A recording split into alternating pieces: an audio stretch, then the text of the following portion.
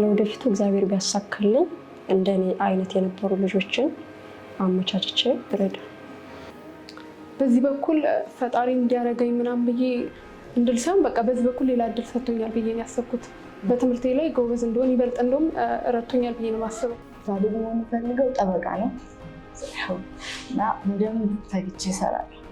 ምክንያቱም በቃ ካለፈው ታሪኬ እየተማርኩ ምንም ነገር ወደፊት ምንም ነገር አልጋ ባልጋ አይሆንም። ያለፈው ታሪኬ ደግሞ አጠንክሮ ነው። ስለዚህ እቀጥላለሁ። ደስ በሚል ውጤት አዲስ አበባ ዩኒቨርሲቲ ገብቻለሁ።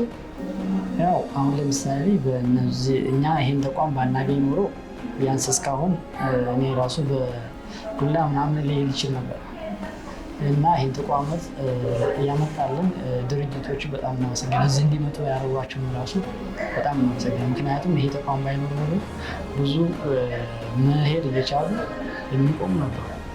ተምሬ አሁን ባለፍኩት ነገር በማስበው ስፓይን ሰርጀሪ ዶክተር ነው የምፈልገው።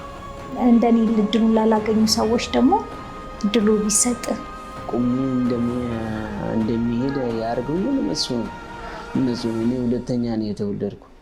በአካል አግኝቼው ባመሰገናቸው ደስ ይለኛል። ግን ባሉበት ቦታ እግዚአብሔር እንዲባርካቸው በጸሎቴ አስባቸዋለሁ። በጣም እናመሰግናለን። እንደዚህ ተስፋችን ጭልም ባለ ሰዓት ስለደረሱልን እግዚአብሔር ይስጥልን እንላለን።